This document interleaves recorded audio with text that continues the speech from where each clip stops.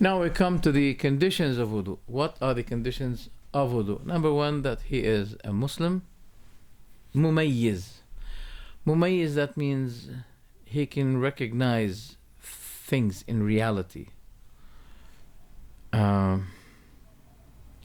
means he's something like 7 years and on. Because wudu is a matter of worship. And no one can perform any kind of worship unless he is a Muslim. Unless he is a Muslim. So he should be Muslim, mumayyiz. Also, second, the water should be pure. Because the dirt cannot be purifier. Third, that the place that we have to put the water on should not be blocked by some substances or objects that can step on between the water and the skin. You know, sometimes there are people there are painters.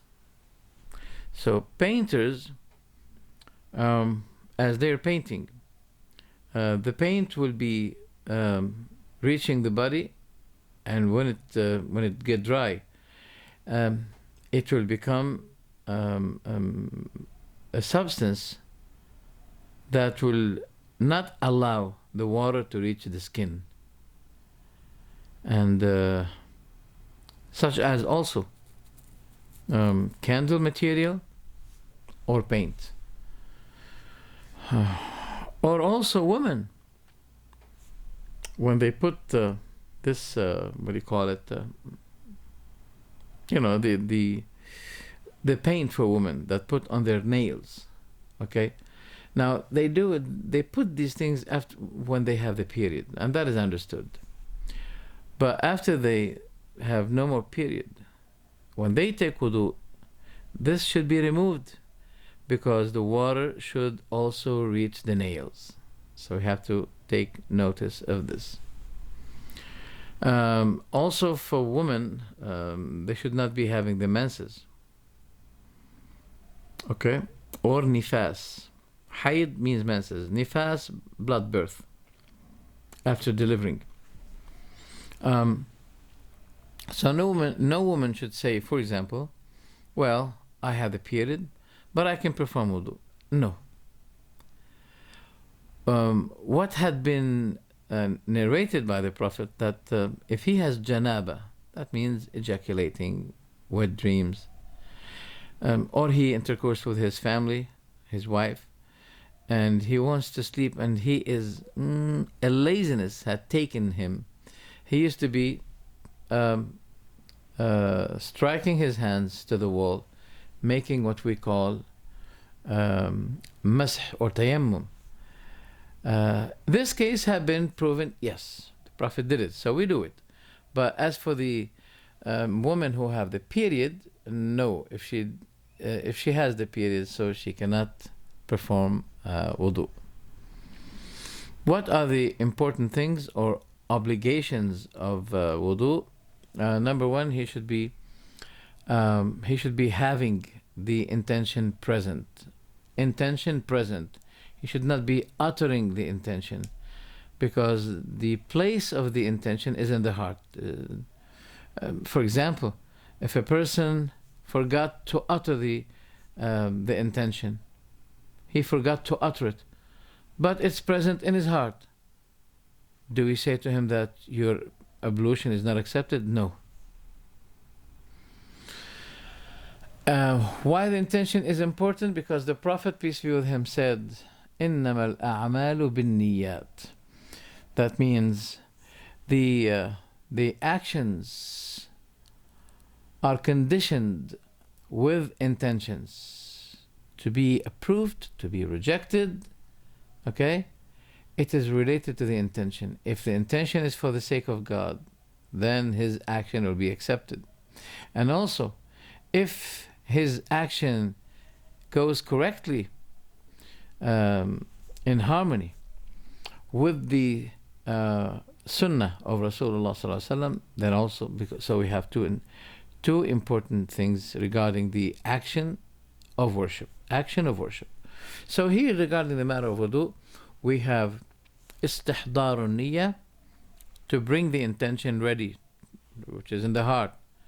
The person doesn't need to utter it. For example, if I'm going to the lavabo in order to take wudu, if someone asks me, where are you going? I'll be saying to him, I'm going to the lavabo to take wudu. So clear, it's obvious. So there is no condition as to uttering the intention, which is, in a matter of fact, an innovation, something that had been done by certain people, which the Prophet didn't do. And the definition of innovation is this: to do something, a matter of worship, which the Prophet didn't do. To do a matter of worship, an act of worship which the Prophet didn't do while he was available to do, he was able to do. So if he did not do, then why do you do? That's the definition of the innovation. As for things that the matters of life that the Prophet, at his lifetime, it was not available, such as riding a camel, but now we have train. Do we say that train is innovation? No. This is something, a matter of life, facility, even facility to the matter of religion. But in itself, it's not a matter of religion. For example, going to Mecca by train today, it's much easier than taking the camel going to Mecca. Okay? And the Prophet was not given choice, an option between something easy and another thing easier, but he used always, that's his sunnah, is to choose what is easier. Okay? But as a matter of worship, no one should be believing that he discovered matters of worship that the Prophet missed, or his companions missed. No. The best one that had ever worshipped Allah was the Prophet. So you can't tell me that you discovered a matter of worship to practice while the Prophet did not know, he did not practice. It can't be. So first, bringing the intention ready, present with you. Second, now I'm talking about the obligations of wudu. The second is to mention the name of Allah when you start to perform wudu. For the Prophet ﷺ said, there is no salah for the one who has no wudu, and there is no wudu, okay, which had not been mentioned the name of Allah on. That means this wudu has a problem. Okay. Does it mean that if you did not say Bismillah, you forgot, then your wudu is not is not accepted? No, we can't say that, because the Prophet did not say to one who forgot wudu, who performed wudu, did you mention the name of Allah? Or he said the one who performed wudu without saying Bismillah, he should return his wudu, he should do it again. He didn't say that. So now we understand that it's obligatory, okay, unless you forget it. And no one should be deliberately leaving it. I hope that no one will be doing this. It is obligatory, but if you forgot, your wudu is still valid, inshallah. Okay. But if he was in a place that he doesn't like to mention the name of Allah on, such as being in, sometimes the sinks or lavabos are inside the bathroom. So in such case, if he moves his lips with Bismillah, not raising his voice with, so it's accepted. Third, al-madmada wal-istinshaq, sniff and snuff. And it goes like this, by one palm, the water is here, so you go put part of the water in your mouth and then the other part in your nose, then you snuff.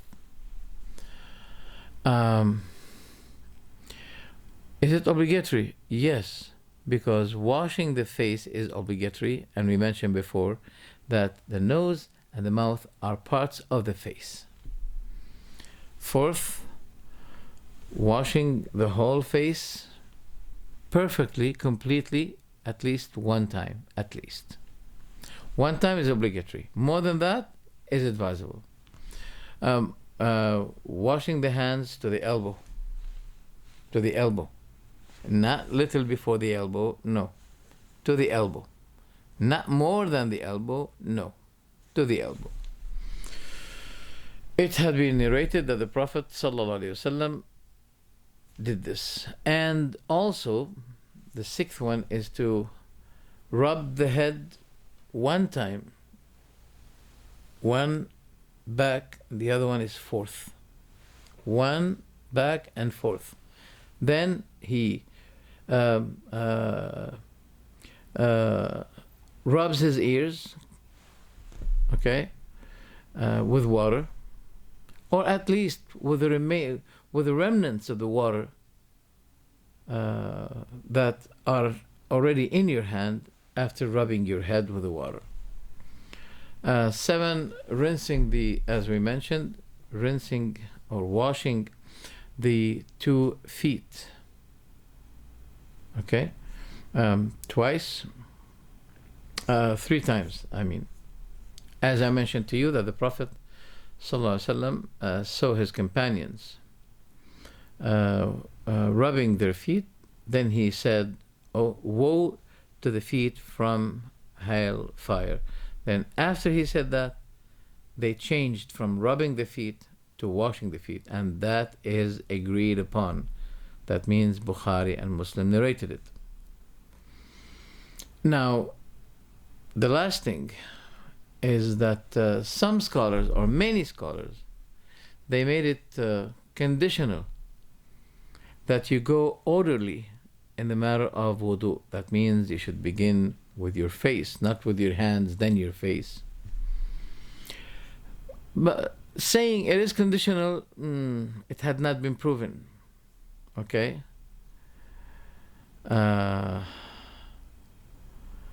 It had been narrated that the Prophet ﷺ, he had made the sniff and snaff, madmada, and istinshaq, and after that he washed his hands. Yeah. So it is not conditional. It is wajib. It has to be. But let's say, for example, okay, I washed my face and I sniffed and snapped, but I forgot to rub my head. Then I went to washing the feet. After washing the feet, I forgot that I did not rub my head. I don't need now, when I rub the head, to repeat washing the legs. It's okay. It's been done. But what we know about the Prophet ﷺ's wudu, that it used to be orderly. It used to be done orderly. Number 9, you have to make sure that the water had reached the parts perfectly that wudu should be reaching. A man in the life of the Prophet, he performed wudu, but he left a small spot which equals the size of the nail. The water did not reach. Then the Prophet ﷺ, he ordered him to enhance his wudu. In another narration, he ordered him to repeat his wudu and his prayer. Well, now we know that if his wudu is not perfect, that means he did not take wudu. So he has to, if he performed prayer by that incomplete wudu, then his prayer is not accepted, is not approved. So the wudu should be perfect. Some people may not be doing their wudu perfectly, Or some people, they remove a part of this cap like this, and they put some water inside, just like that. And that's all. They don't go completely back and forth. And it is against the wudu of the Prophet ﷺ. We come now to the sunan of wudu. Sunan means advisable, preferable things to be done in wudu. Number one, using the siwak. Using the siwak, which is more valuable to me than a meal of chicken. It is very important to me. This natural toothpaste and toothbrush, both. You know, today we have toothpaste and toothbrush, and we have to put the toothpaste at the end of the night before we sleep, one time before we sleep. While this remains in my hand, always, ready to brush, and it's natural, and it has a lot of benefits which are good for your gum, your mouth, and your body as well. Natural toothpaste and toothbrush, both in one, 2 in 1. So the Prophet said, "As-siwaku matharatun lil-fam." Siwak is purification to the mouth. Mardatun lil-Rabb. It's pleasing to the Lord. It's been narrated by Bukhari, Musnad Ahmad, and Sunan al-Bayhaqi authentically. But if a person could not find, a toothbrush, because it's not always available, so, especially in places that this tree is not available. Mostly it's available in Yemen. And the greatest kind of siwak is being taken from there, the trees of siwak in Yemen. I hope someday when the Muslims become extremely careful and greedy and so keen to get the siwak, then they'll be very active to it.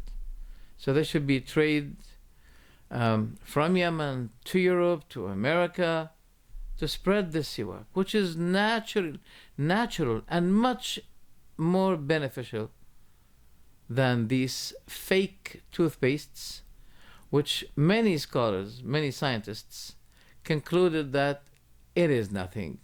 It has good taste, sugar, but doesn't really help. To the extent that they said, if you use the toothbrush with water, it does the same result. But unlike the case with the siwak. Now, using the siwak becomes more needy in certain particular time. When you wake up, when you perform wudu, before you perform wudu, in prayer, while fasting. Some people think that no, you should not be fasting, you should not be using the siwak while fasting, which is not true. The Prophet was more seen to be using the siwak while he was fasting. Then at any time when you find any kind of change in the smelling of your mouth, then you can use it. So the first thing is using the siwak, which is about to be considered obligatory. The Prophet was about to make it obligatory, but he was afraid that it may become difficult on his nation. Okay? The second thing is washing the hands 3 times. Before we said 1 time is enough, obligatory. But if you want to do more, which is advisable, you can do 2 more than the first obligatory 1. So washing your hands will be like this 3 times. Saying Bismillah, we said it's obligatory. We're not going to mention it here because we mentioned it under the matters of obligation in the wudu. So washing the hands. Why is this? Is it obligatory? Yes, it is. Washing the hands is obligatory because the Prophet, peace be with him, said, if one of you had woken up, when he wakes up after being in sleep, let him involve his hands, let him not involve his hands, I'm sorry, in a container until he rinses his hands 3 times, for he does not know where his hands touching while he was in sleep. This hadith is narrated by Bukhari and Muslim, as we said, agreed upon. Making the sniff and snuff 3 times, so that the other 2 times extra are preferable, because the first one is obligatory. Washing every part of the body of wudu 3 times. Also, he should not be exceeding more than the 3, because the Prophet, peace be with him, he performed wudu as we described to you. Then he said, this is the wudu. Whoever had made anything additional more than that, he had made it wrong, he transgressed, he transgressed, he made it wrong, وَظَلَمْ, he had made it wrong, wrongdoing. You may say, well, if we make it 4 times, it's better, it's more cleaning. We say no. If you make it wrong, if you make it more, you're making it wrong, as the Prophet said. فَمَنْ زَادَ عَلَى هَذِهِ فَقَدْ أَسَاءَ وَتَعَدَّى وَظَلَمْ. Where is that? Narrated by Abu Dawood authentically.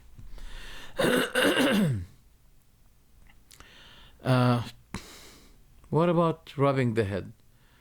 Rubbing the head was used by the Prophet always to be 1. Always. Except one time it had been narrated that he made it 3 times. But his own wudu was described always that he used to be rubbing the head once. Also, I'm trying to remember, Tayammum means to begin with the right. Now, if accidentally, by forgetfulness, you started with the left, it does not cancel your wudu, okay? But it's better to do it, start with the right. Ad-dalk. Ad-dalk means to rub like this. This is dalk, we call it. Not only throwing the water just like that. No. Then you should be, while you are rinsing your hand, you should be at the same time using your other hand, as dalk. This is dalk. Okay. We use the word dalk also for massaging, massage. We call it in Arabic dalk. So which means that when you're washing your hand to the elbow, also you can use your other hand, also your feet while you are washing them. As for the feet, this finger, the left one I should say, should be passing through the elbows of the feet, just like that. Okay? Also, تخليل اللحية. تخليل اللحية means to bring water and to put it on the beard and to pass your fingers through. And the Prophet did it, and he said, هكذا أمرني ربي عز وجل. Narrated by Abu Dawood authentically, that he said, this is how my Lord ordered me. This is how my Lord ordered me. Okay? Yeah. Number 9. We reached to number 9. Supplicating Allah after performing your wudu. The Prophet ﷺ said, there is no one that performs wudu and he makes it perfect. Then he says, أشهد أن لا إله إلا الله وحده لا شريك له وأشهد أن محمدا عبده ورسوله. Saying, أشهد أن لا إله إلا الله وحده لا شريك له, one God who have no partners with, and I bear witness that Muhammad is his slave and messenger, but the 8 gates of paradise will be opened for him, entering through any gate that he desires. This hadith is authentic. It's narrated by Muslim. Number 10. It is highly recommended that after you perform wudu, you perform 2 rak'ah, 2 units of prayer. It had been narrated that the Prophet ﷺ said, there is no Muslim that perform wudu and then he enhance or improve or makes his wudu perfect. Then he performs 2 rak'ah, 2 units, salah, prayer, turning through this prayer by his heart and face to Allah, but paradise will be obligatory for him. Okay? And also in another hadith, he said, whoever performed wudu just like the wudu of mine, this wudu of mine, then he performs 2 rak'ah, speaking not to himself, that means speaking in his soul. There is a speech of the heart and there is speech of the tongue. So while you're praying, and that happens unfortunately with many people, and rare are those who focus in their prayer. So he does not speak to himself in this prayer, because speaking to yourself will be distracting you from speaking to your Lord. So the Prophet is saying, speaking not to himself, that means in these 2 prayers, but he will be forgiven what had passed of his sins before. Wow, that's really a good chance of forgiveness, in which we have to take advantage with and try to do it always. Okay? This hadith is narrated by Bukhari and Muslim. What are the things that it is preferable to perform wudu with? Number 1, after every going to the bathroom or losing your wudu. Okay? Then you take another wudu. The Prophet heard the steppings of Bilal in paradise. Bilal is an Ethiopian person who, firstly, he is the second one that converted to Islam after Abu Bakr. Okay? And he used to be the one in charge always, during the whole lifetime of the Prophet. He used to be in charge of giving the adhan, declaration of prayer, announcement of prayer, calling for prayer. The Prophet heard the steppings of Bilal in Jannah, and he said, "Oh Bilal, I heard your steps in Jannah, in paradise. What do you do?" As if he's saying, what is the significant thing that caused you this, to let me hear your steps in paradise? He said, there is no time that I take wudu, but I perform 2 units, 2 rak'ah.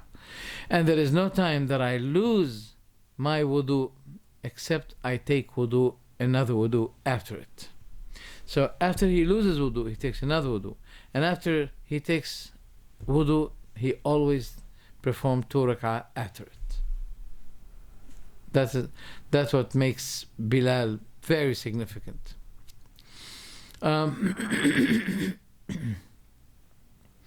Performing wudu, if you want to remember Allah the Almighty.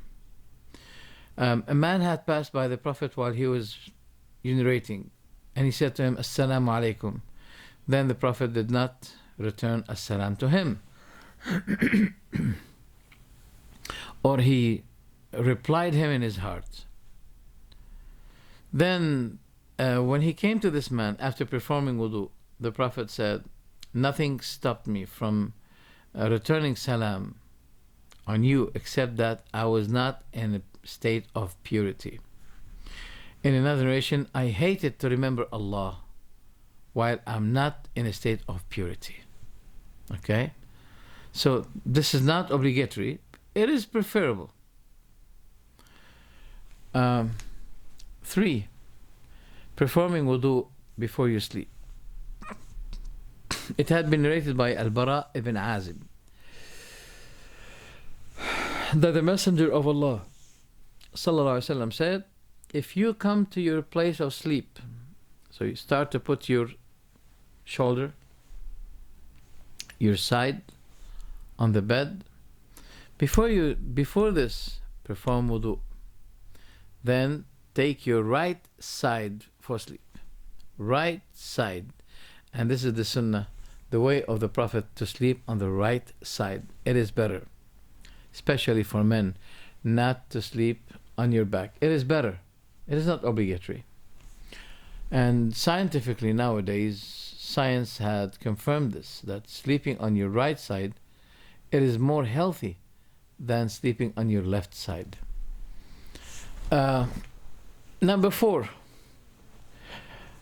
performing wudu another time after you want to repeat your intercourse with your family.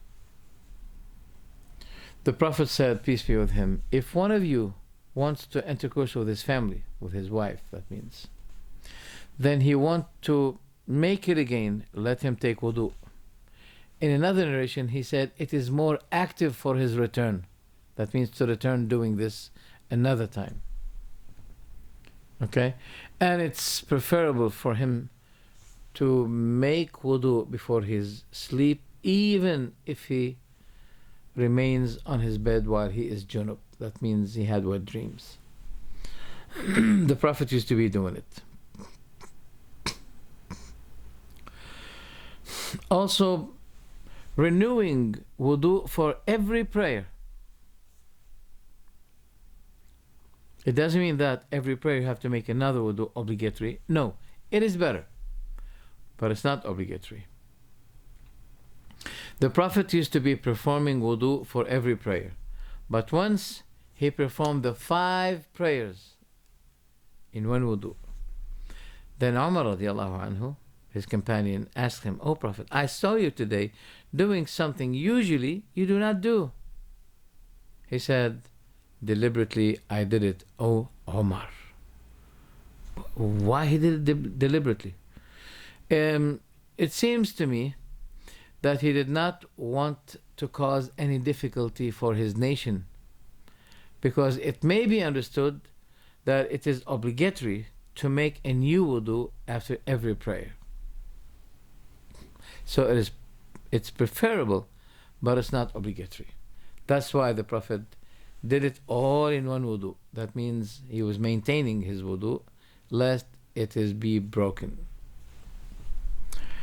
Number 6, performing wudu before the shower. Many people do not understand this. They don't know the sunnah. Any kind of bathing, whether from wet dreams or intercoursing with wife, etc., for any reason, the way of ghusl should be like this. First, you rinse your private part, you wash it, you clean it, and then you take wudu. Take wudu except your feet. Then you throw the water on yourself, including the feet. Some people, they bathe themselves and then they take wudu, which is not correct. This is not the sunnah of Rasulullah sallallahu alaihi wasallam. Okay.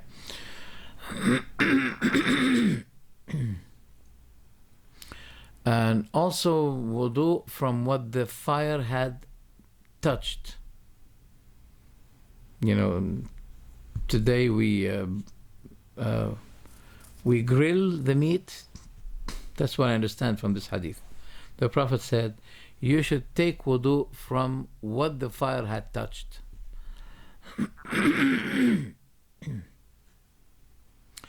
Now, this was obligatory before, but it had been abrogated. Okay? It was narrated that the last thing among the 2 things that the Prophet did is not performing wudu from what the fire had touched. This hadith is authentic. It's been narrated by Abu Dawood and Nasa'i authentically. Okay. Number 8, performing wudu from lifting the dead body. The Prophet said, whoever washes a dead, let him take a bath, and whoever lifted it, let him take wudu.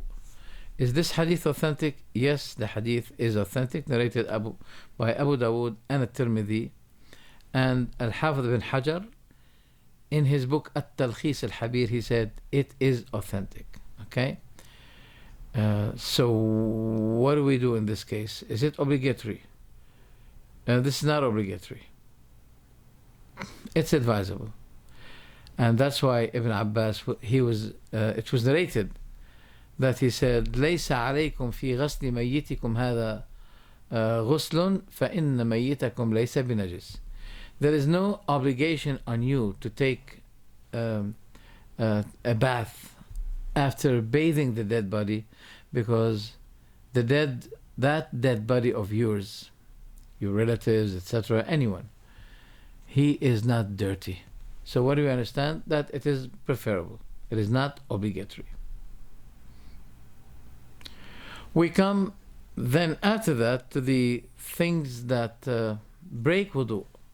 Number 1, what discharges from the 2 private parts, such as urine, feces, or losing air, gases, farting. Because the Prophet said, ﷺ, Allah does not accept the prayer of any one of you unless he take wudu. If he loses wudu, until he take another wudu. I repeat, Allah does not accept the prayer of one of you if he lost his wudu until he takes another wudu. And that hadith is also authentic, narrated by Abu Dawood authentically. Number 2, the discharging of madhi and wadi, and that have been explained to you. A colorless, transparent liquid that discharges from the private part of the person after he is taking heavy effort or intercoursing with his wife. So before, when he starts to intercourse with his wife, this material discharges. So the discharging of this material will be causing an obligatory wudu. Okay? So when it discharges, it breaks the wudu that you have. So you have to take another one. 3rd, when you sleep. Now, when you sleep, when we talk about sleep, that means sleep. That means no more control. No more control.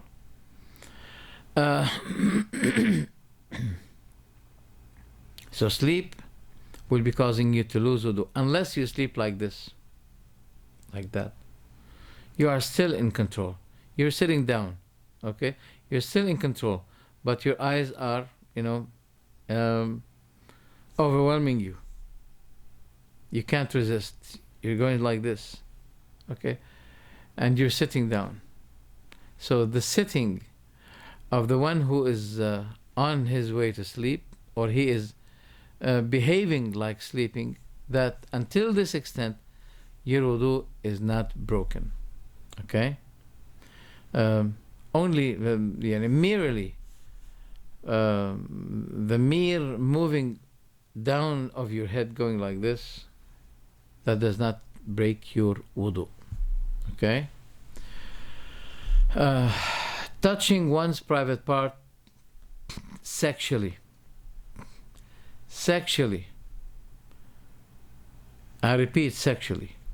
The Prophet said, whoever touched his private part, he should not be performing prayer until he performs wudu. But once the Prophet was asked about touching one's private part, does it break wudu? Then the Prophet said, isn't it but a part of you, just like your finger. Okay, so which means those hadith do not contradict, they're not contradictory. But if the person is touching his private part sexually, then his wudu is broken. But if he touches it, like sometimes he's washing, he's cleaning his body. So if accidentally his hand, his finger, touch his private part, then that does not break his wudu. Okay? And that does not obliges you to take another wudu. Number 5, the blood of the menses. Okay? It breaks your wudu. Finish. When the woman has the menses, even if she had wudu before, her wudu is broken. Except for the bleeding of the person. Sometimes he has injury, he's wounded. As I mentioned before, that Al-Hasan said, still the Muslims kept continuously performing prayer while they are injured. Okay? The other thing is, the last thing, the meat of the camel. It causes, when you eat the meat of the camel, it becomes obligatory on you to take another wudu. So it makes you lose your wudu. In the hadith of Jabir ibn Samurah radiallahu anhu, that he asked the Prophet sallallahu alaihi wasallam, أَأَتَوَضَّأُ مِنْ لُحُومِ الْإِبِلِ قَالَ نَعَمْ. He asked the Prophet, shall I take wudu from the meat of the camels? He said, yes. Then, أَتَوَضَّأُ مِنْ لُحُومِ الْغَنَمِ. He said, don't take wudu from, after eating the meat of the sheep. Okay? There's another hadith which I remember, when the Prophet was asked about performing wudu from eating the camel, he said, yes. So, shall I take wudu after eating the sheep meat? Then the Prophet said, if you like.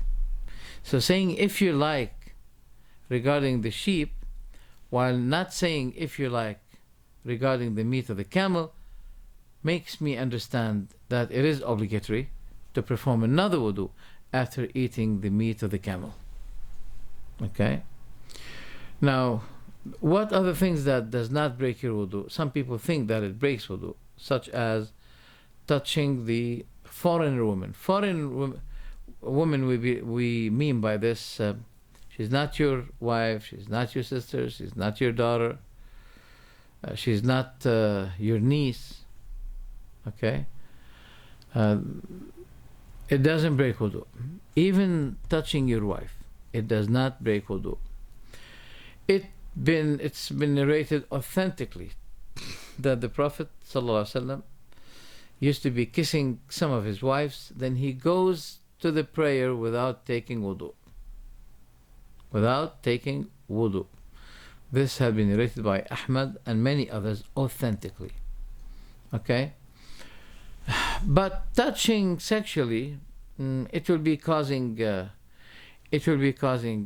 sexual feeling, which may cause the discharging of this madhi as a beginning step of sexual intercourse. So touching sexually, and it takes time with you until this material will be gushing or discharging, this will be breaking wudu. The Prophet used to be kissing. It doesn't seem to be a very deep sexual kind of touch, such as just kissing his wife quickly, then he goes to the prayer. So this kind of touch, not only shaking hands, does not break your wudu. Question: what about if she was not your wife? If she's a stranger woman? Well, not forgetting to remind you that you should not be touching a foreign woman. But if this happens, okay, you're in the train and there's a crowd in the train and your hand touched many women, or you shake hands with women, which is not supposed to be done by you. But if that happened, then that does not break your wudu. Okay? The exiting of the blood, the discharging of the blood, whether the bleeding is big or small, it does not break your wudu. Many people think that it breaks wudu. Some of them say, well, if you bleed while the blood did not move, then you don't need to take another wudu. But if it moves, then you have to take wudu. These kinds of verdicts are personal kinds of verdicts, not supported by book or sunnah. Vomiting, if you there's nothing had been mentioned regarding vomiting. Does it obliges another wudu or not? But we say it is preferable to perform wudu, because it was narrated by Ma'dan ibn Abi Talha that Thawban, the servant of the Prophet ﷺ,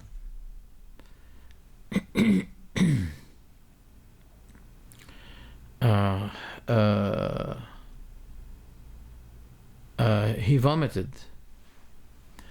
Then the Prophet ﷺ broke his fasting and he did not renew his wudu.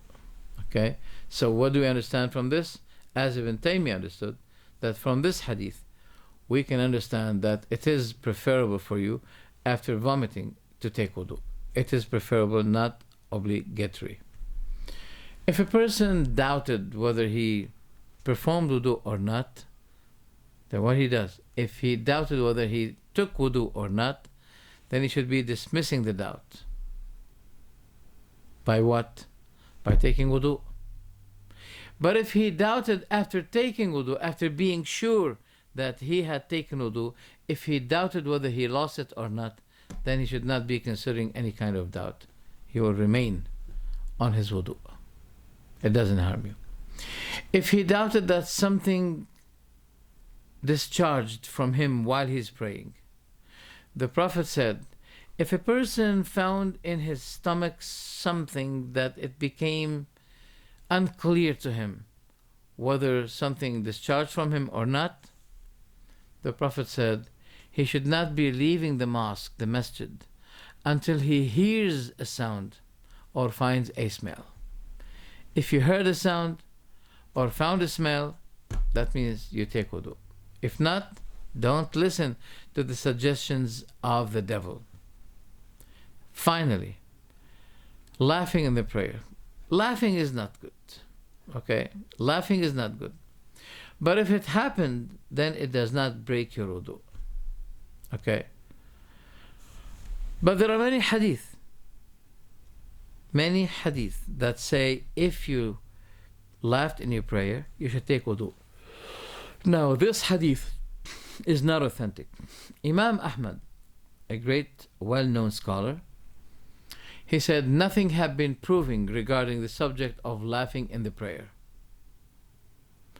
Imam Dhahabi, he said there is no authentic hadith regarding laughing in your prayer. There's nothing.